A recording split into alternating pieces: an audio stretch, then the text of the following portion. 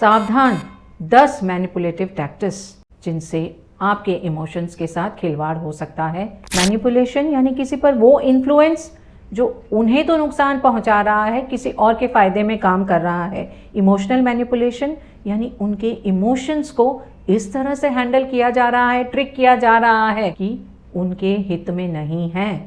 क्या आप जानना चाहते हैं इमोशनल मैनिपुलेशन की क्या क्या टैक्टिक्स होती हैं? Stay tuned. जॉर्ज ऑरवेल के उपन्यास एनिमल फार्म में मैनिपुलेशन का असर बहुत खूबसूरती से दिखाया गया है।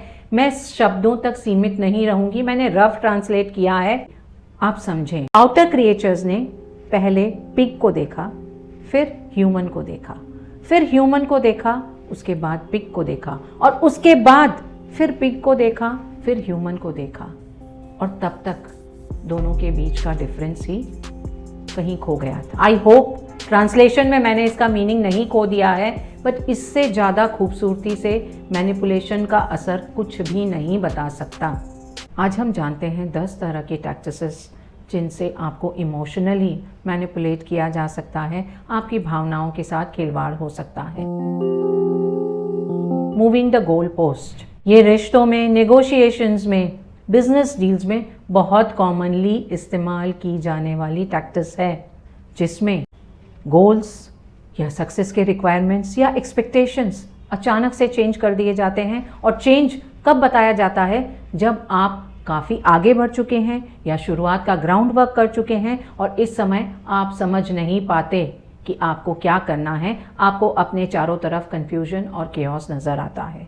इमेजिन कीजिए आप पार्टी बी हैं और पार्टी ए अचानक से टर्म्स एंड कंडीशंस चेंज कर दें। कुछ उदाहरण लेते हैं। किसी एग्ज़ाम को पास करने के लिए स्टूडेंट को 80% लाना ज़रूरी है।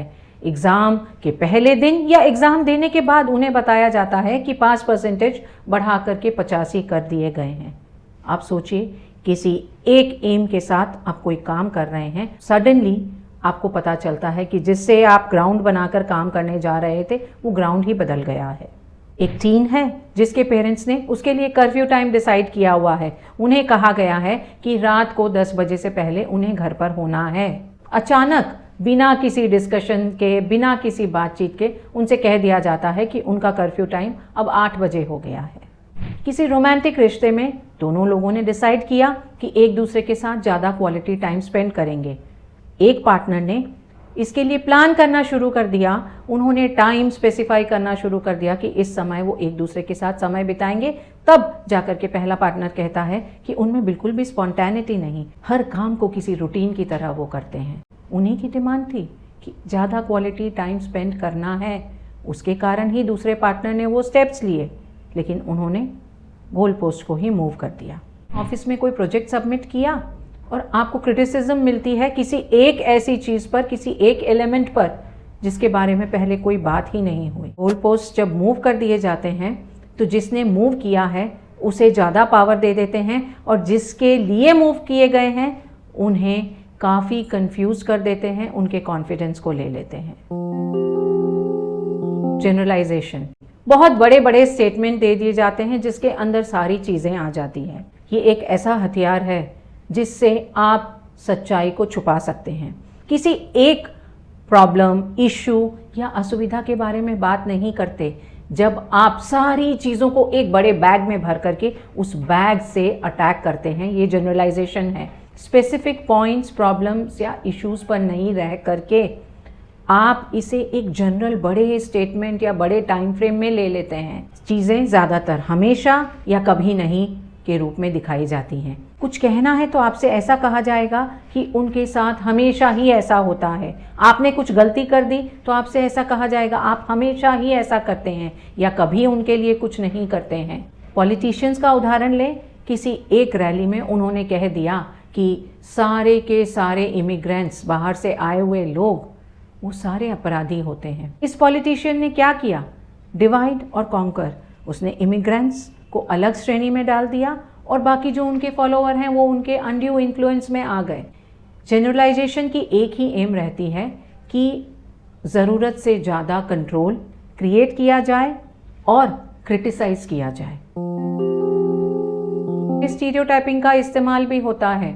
अगर आपने अपनी तकलीफ़ ज़ाहिर कर दी, रो दिया अपनी तकलीफ़ के कारण, तो हो सकता है आपसे ये कह दिया जाए कि ये तो औरतों की तरह रोना हुआ। आपकी तकलीफ़ को, आपके इशू को जेंडर स्पेसिफिक इशू बना दिया गया। Targeting the insecurities. हम सभी का कुछ न कुछ वीक स्पॉट रहता है।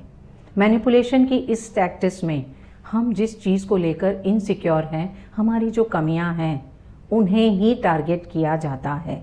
उन्हें बहुत जूम इन किया जाता है, बड़ा करके दिखाया जाता है ताकि हमारी कमज़ोरी का फ़ायदा उठा सके, हमें बुरा फील करवा सकें। इसके पीछे सिर्फ एक ही एम है कि जब आपकी सेल्फ़ इस्टीम कम होगी, आप उन पर ज़्यादा डिपेंडेंट होंगे, उनका कहा ज़्यादा मानेंगे, उनके कंट्रोल में, उनके पावर में ज़्यादा रहेंगे। किसी को अगर अपने वज़न, अपने कॉम्प्लेक्शन को लेकर इनसिक्योरिटी है, तो इस मैनिपुलेशन टैक्टिस में उन्हें इस कमी के बारे में बार बार कहा जाएगा ताकि उनकी सेल्फ इस्टीम और कम हो।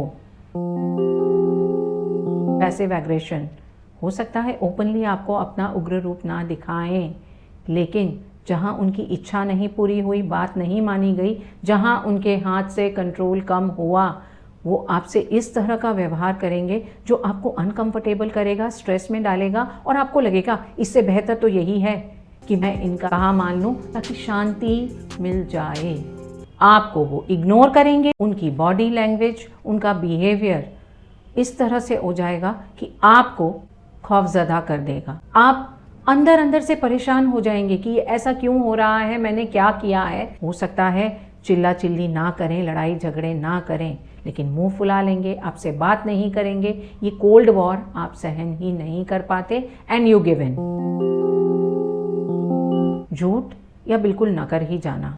आपसे झूठी बातें कही जाएंगी, जो सच नहीं है आपको बताया जाएगा। हो सकता है उन्होंने पहले आपसे कुछ कहा हो, लेकिन आज जब आप उसकी बात करते हैं वो कह देते हैं कि उन्होंने ऐसा कुछ कहा ही नहीं। कभी झूठ पकड़ा जाए, मानने की नौबत भी आए, तो कहेंगे हाँ मुझसे ये गलती हो गई, लेकिन मेरा विश्वास करो, मेरा उद्देश्य बुरा नहीं था, मैं बुरा नहीं हूँ। जब भी उनकी गलतियों की बात होगी, उसको बिल्कुल अस्वीकार कर देंगे, उसे बहुत छोटा बना देंगे। आपकी हर छोटी से छोटी गलती को भी बड़े से बड़े विस्तार में बताएंगे। हर झूठ के पीछे एक हिडन एजेंडा रहता है, एक छुपा हुआ स्वार्थ रहता है।